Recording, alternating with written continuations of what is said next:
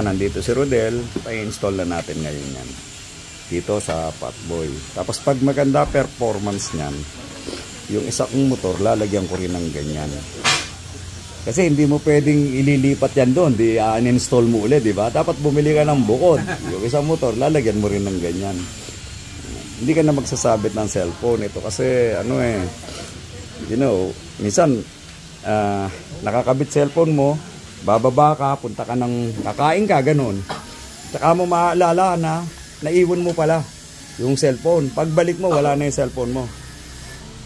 Eto, medyo hindi niya mananakaw yan. Nakawin niya yan, hindi niya magagamit. Ano? Card? Ayan, nakabit na namin. May camera kasi siyang kasama, yung GPS na yan. So, temporary, nilagay lang muna dyan.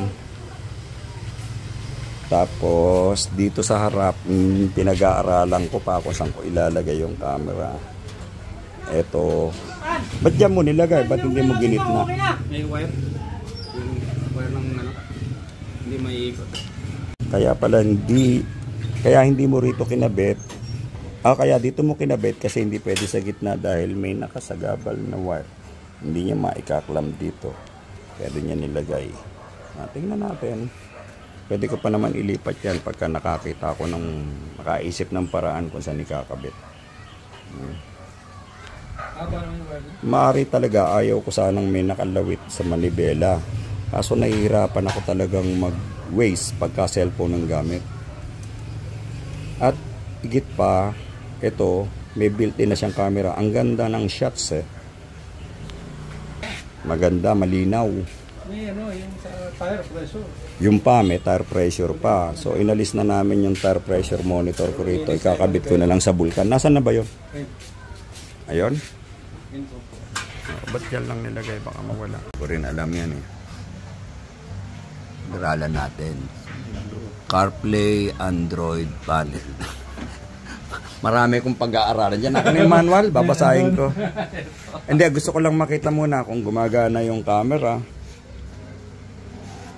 At tsaka ako na pag-aralan kung ano yung mga dapat pag-aralan. Nandyan yung instruction. So may speedometer din. Baliktad yung likod. Likod, no? Ay, hindi. Yung likod nga nakatihaya Okay. Ito yung isa, yung harap. Okay. Oo. Ay, baka pwede pagbaliktad rin yan. Okay.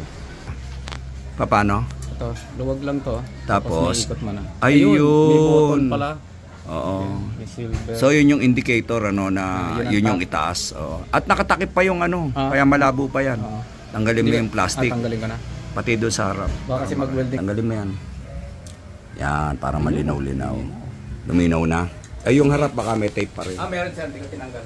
Kaya tanggalin mo. Parang ang nakikita yung taillight Ayan ang taillight. Yan ang part. Ayan. Konti sa taillight. Ito pala yung camera. Ito yung harap ngayon. Okay, ang linaw Sige. Bakit nga naman harap kailangan na? Ito kaya yan? Hindi. SD card. Kasi, ba't mo naman? Ayun. So, ito yung pinaka-main mo. Meron din siyang voice. May voice May din. voice din. So, pwede kayo magsalita. Pwede ako mag-record. Okay. So, palagay mo, ito yung position niya. Pag nilagay ko rito, magandang position dito, no? Ngayon, pag dito kasi, dito. pwede sir dyan. Di yung gagawin ko rito, lalagyan ko na ng kapirasong bakal dito. Dito ko. Lalagyan ko ng kapirasong bakal dito. Yung bracket. Ilalagay ko sa gitna yan, tapos nasa likod ng camera to. Di ba? Nakapatong ganon. Nice? Malinaw, di ba? Okay, subukan mo nga i-save natin. Ito. Okay. Need format. So, format pa. Sige, format mo muna. Format SD card. Okay. Yes, sir. Pindutin nyo na. Pipindutin natin to para mag-format. Ayaw Yun, confirm. Tapos na yata yun. Kasi ito wifi. Kukonect nyo sa cellphone nyo. Okay. Bakit kailangan i-connect? Para sa signal, GPS. GPS siguro. Sige, babasahin ko na lang yung manual. Yun, kilometers. Okay. Tama. Kilometers tayo. Tire Pressure. PSI. 3341 sa ngayon, yan yung reading. Reading niya. Accurate yan ngayon. Mas accurate yan kaysa yung... Nakita niya kagad. Oo, kahit di na umaandar, no? Okay. Driving record, CarPlay, Vital setting, GPS info. Hindi ba wala yan? Hindi, teka. Close mo uli. Pag binuksan mo yan, ano una kong makikita? Ito. Yan. Okay, saan ino-on? Hindi ko nakita eh. Dito. Yan. Pag on mo, yan yung una mong makikita. Tapos, para mapunta ako doon sa pressure, gusto ko makita. Settings. Settings ako. Settings? Sure ka? Settings. Yes, tapos pressure. Okay, tapos babalik ako, X. Tapos... Pero ito, settings yan eh. Pero Oh. tingin ko, meron tong... Meron yan, syempre. Panel, yan. Yan, panel. So, nakalabas na, yan. Tapos, pagpupunta ako sa gusto kong gamitin yung GPS. Sige. Ano ba, GPS? Pag-aaralan muna namin. Pag-aaralan muna namin, syempre. Di ba? Okay. So, ngayon, Matagal-tagal pinakita ko lang sa inyo kung paano gumagana to. Nabili ko to online, mura lang. Eh, mukhang okay naman. Pag mag-GPS, kailangan kumonek sa cellphone. Tama? I think oo eh. Wi-Fi or hotspot?